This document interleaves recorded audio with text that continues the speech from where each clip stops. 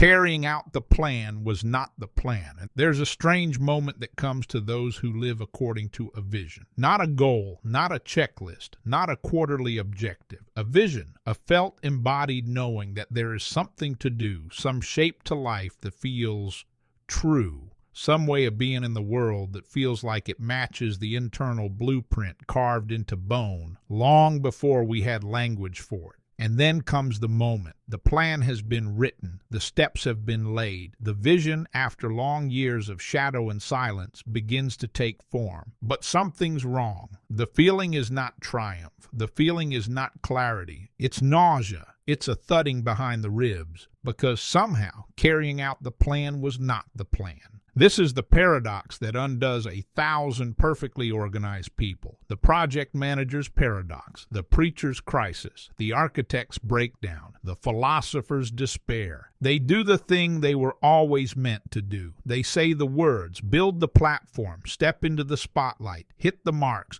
and something falls dead inside. Why? Because the plan was never the point. The plan was a decoy. We are clever creatures, too clever. We often believe that what we design is what we desire. But what we desire is often beyond language, beyond blueprints. It's felt before it's known. And in our rush to manifest it, to make it tangible, controllable, real, we create a plan.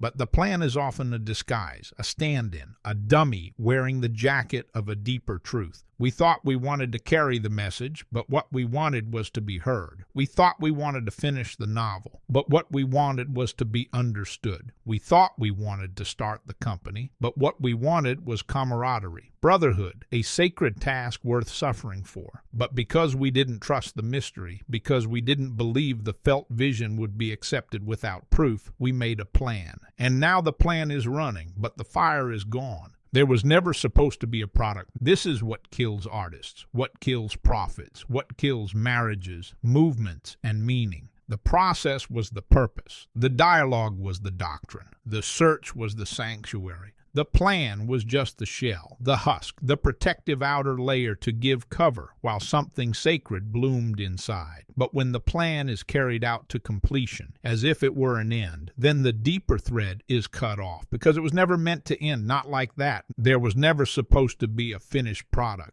There was only supposed to be presence, listening, being with, becoming. Carrying out the plan becomes its own kind of betrayal. There is a betrayal that hurts worse than being lied to, worse than being left. It's the betrayal of your own aliveness in favor of your own design. You betray the wild thing inside you, the thing that dances and stumbles and wanders and weeps for the sake of a cleanly executed campaign. And the betrayal is silent. Nobody sees it. In fact, they'll applaud you for it. Say you're focused. Say you're brave. Say you're making things happen. But you'll feel it. Oh, you'll feel it. The tightness, the flatness, the echo where there should be resonance, because you made the plan more important than the thing the plan was protecting. And when you executed it to perfection, the hidden thing died. So what was the plan?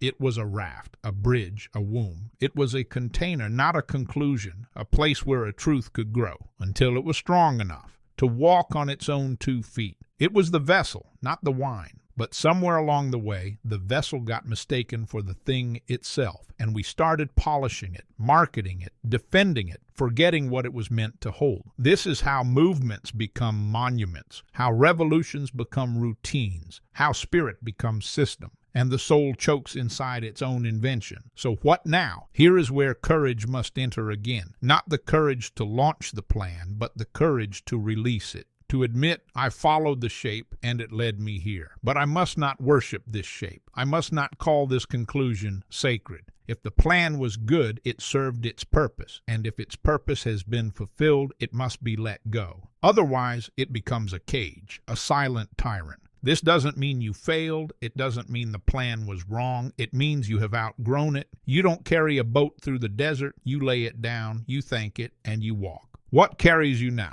This is the frightening part, the beautiful part. You don't know. You walk on faith, not plan. You trust that the inner compass still functions. You remember how it feels when your heart goes quiet, when your breath matches the rhythm of something older than time. You remember the resonance, and you follow that. You give up clarity for truth. You give up efficiency for aliveness. You give up reputation for honor, and the world won't understand it. They'll ask for your roadmap, your product, your deliverables, and you will smile gently and say, carrying out the plan was not the plan. A final word on grief. Let this be said plainly. You are allowed to grieve. You are allowed to grieve the plan, to grieve the time spent, the dreams lost, the scaffolding that felt so sacred. You are allowed to weep when the thing you built must be burned down. This is not failure. This is transformation. This is the moment you stop clinging to the frame and start listening to the fire inside it. This is not where the story ends. It's where the real one begins. So now walk. Take the step. Leave behind what is hardened. Carry forward only what breathes. You were never meant to execute a plan. You were meant to live a life. And life is not a plan. Life is a song with no end and no sheet music and no guarantee of applause. Sing it anyway, because the point